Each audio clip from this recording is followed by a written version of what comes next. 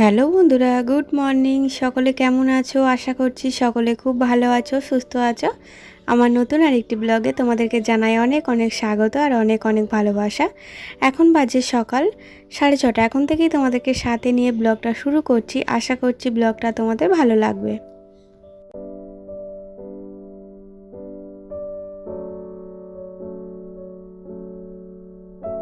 সকাল সকাল চা খেয়ে বাসি পাট সেরে স্নান টান করে নিয়েছি।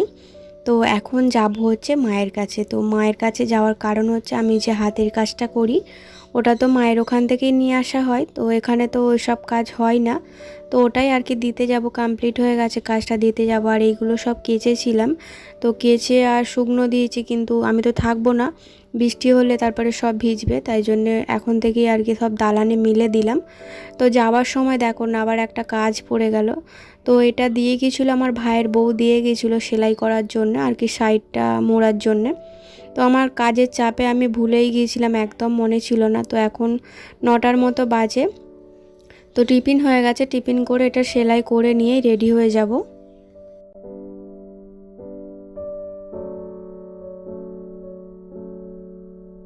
সেলাই মেশিনটার প্রায় 1 মাসের কাছাকাছি হয়ে গেল, একদম মানে সেলাই মেশিনে বসাই হচ্ছে না। তো এই আজকে অনেক দিন পর বসলাম। তো মাঝে সাঝে পরিষ্কার করে একটু তেল দিতে হয়, সেটাও টাইম হয় না। হাতের কাজ করলে না আর কোনো দিকে কোনো কাজ করতে পারি না, এমনকি ঘর দালান এগুলো আমি ঠিকঠাক করে মানে ঝাড়া মোছা করতে পারি না। প্রতিদিনকার যেমন ঝাড়া মোছা থাকে রোজ আমি করতে পারি না। তো প্রতিদিন যদি ঝাড়া মোছা করি না, ঘরটা বেশ ভালো পরিষ্কার থাকে। সেইভাবে আর যখন ডিপ ক্লিন করি তখন আর অতটা খাটনি হয় না। কিন্তু ওই যে কাজের চাপে আমার কিচ্ছু হয় না। তাও কখন উঠেছি জানো? 6:30টায় উঠেছি, এখনও ঘরের কাজ কমপ্লিট করতে পারিনি। ভেবেছিলাম যে 9টার মধ্যে বেরিয়ে পড়বো, কিন্তু 9টা তো এখনই বাজে 9:30। এখনও ঘরের মধ্যেই রয়ে গেছি। এই যে ব্যাগপত্র সব গুছিয়ে নিলাম, মেয়ের জন্য শুধু একটা জামা নিয়েছি, আমার আর কিছু নেব না, আমি তো বিকালেই চলে আসবো। আর ওখানে গিয়ে কী বলো তো বন্ধুরা, আমি ওখানে গিয়ে না ব্লগ শ্যুট করতে পারি না, আমার খুব সমস্যা হয়ে যায়, কারণ টাইমই পাই না। আমি হাফ বেলার জন্যে যাই, কয়েক ঘন্টার জন্যে। তো সেই জন্য আর সেরকমভাবে মানে ব্লগ শ্যুট করতে পারি না। আমি তো যেতে যেতে আমার 12টা 12:30 বেজে যায়। তারপর খাওয়া দাওয়া করে কাজটা দিয়ে তারপরে আবার কাজ নিয়ে, হাতের কাজ নিয়ে আবার বাড়ি ফিরে আসি। ওই 4টে 4:30টার দিক করে চলে আসি, তাই জন্য আর শেয়ার করতে পারি না। আর এখন কিন্তু আমি বাড়ি চলে এসেছি, এখন অনেকটা বেলা আছে। আজকে একটু তাড়াতাড়ি এসেছি, কারণ মেয়েকে পড়তে পাঠাবো, তাই জন্য একটু তাড়াতাড়ি এসেছি।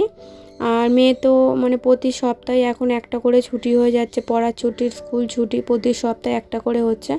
তো স্কুলটা তো ছুটি হয়ে গেল আজকে, কিন্তু পড়াটা ছুটি করাবো না, তাই একটু তাড়াতাড়ি বাড়ি চলে এসেছি ওকে পড়তে পাঠাবো বলে। আর এই কাজের ঘরটা না খুব নোংরা হয়েছিল, তো কাজটা যখন কমপ্লিট হয়ে যায় তখন অনেক নোংরা থাকে, তখন এই যে এরকমভাবে পরিষ্কার করে নিতে হয়। আর এগুলো সব সুতোর টুকরো, তো আমি তো সুতোরই কাজ করি, তো সুতোর টুকরো পড়েছিল এগুলো। তো ঘরটা পরিষ্কার করে নিয়ে আবার আর কি কাজ ধরবো, তাই জন্য ঘরটা পরিষ্কার করে নিলাম।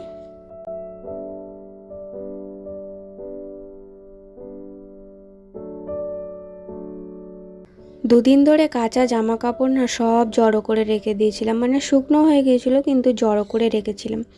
তো সেগুলোই টাইমের অভাবে গোছানো হয়নি। এই যে দেখো এতগুলো জড়ো হয়ে আছে, তো এইগুলো আবার আমি গোছাবো। তো এখন গুছিয়ে রাখবো, সন্ধেবেলা টাইম হবে না, কারণ সন্ধেবেলা রান্না বান্নার ঝামেলা থাকে। রান্না করতে করতে তো আমার 8:30 9টা বেজে যায়। তারপরে একটু ভিডিও এডিটের কাজ থাকে, সেটা করি। মেয়ের পড়াটা মানে একটু সামনে একটু বসতে হয় যখন পড়তে বসে, তো অনেক কাজ থাকে জানো তো, একটুও মানে বসার টাইম পাই না। আমি সারা দিনটা এত ব্যস্ত থাকি, তো কোনো রকমে আর কি ভিডিওটা শ্যুট করি আর অনেক কষ্ট করে এডিটও করি। তো যাই হোক, এখন সব এগুলো গুছিয়ে নিয়ে যেখানে জিনিস সব সেখানে রেখে দেবো আলমারিতে।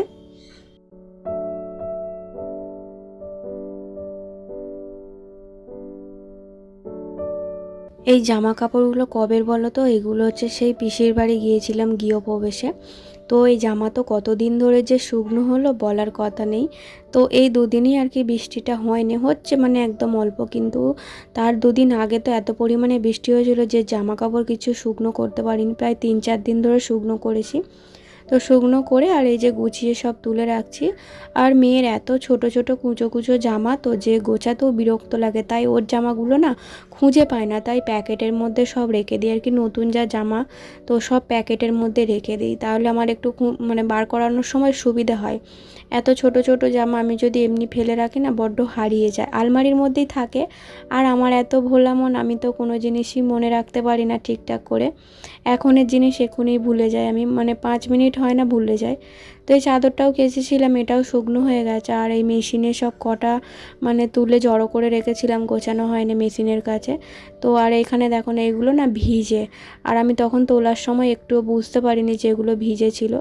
এখনও যেহেতু আলো আছে, তাই এখন আপাতত বাইরেটা দিয়ে রাখছি, সন্ধে হবার আগে তুলে নেব।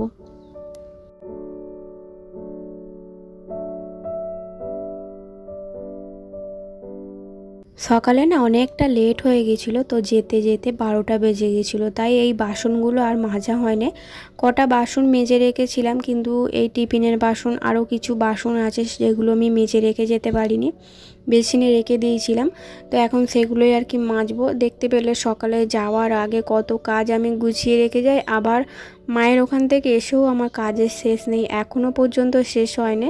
সেই রাত্রি 9টা বাজলে তারপরে সংসারের কাজ শেষ হবে। মানে এখন মানে এগুলো মাজতে আর করতে, তারপর আরও কিছু টুকটাক কাজ থাকে, এগুলো করতে করতে সন্ধে হয়ে যায়। তারপরে সন্ধে হয়ে যাওয়া মানে রাত্রিরে রান্না বান্না। আমাদের তো কি বলো তো, এবেলার তরকারি ওবেলা কেউ খেতে চায় না, তাই জন্য আমাকে দুবেলা ধরেই রান্না করতে হয়।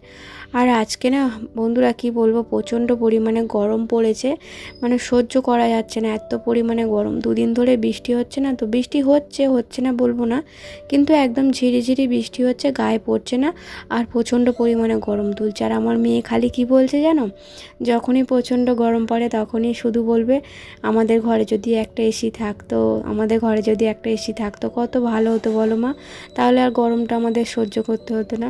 কী বলো তো বন্ধুরা, ছেঁড়া কাঁথায় শুয়ে আর লাখ টাকার স্বপ্ন দেখে আমার মেয়ে। তো ওকে বোঝাই, বলি যে ভগবান যদি দেয় নিশ্চয়ই হবে আমাদেরও। তো ভগবান যদি চায় আমরা সারা জীবন এরকম থাকবো না, তাহলে নিশ্চয়ই হবে কিছু উন্নতি। তো যাই হোক, এই জায়গাটা মানে বাসন মাজার পরে আমি মানে যখনই বাসন মাজি এই জায়গাটা এরকমভাবে ঝাড়ু দিয়ে নিই, কারণ অনেক এঁটো কাটা পড়ে থাকে, তো তাই জন্যে।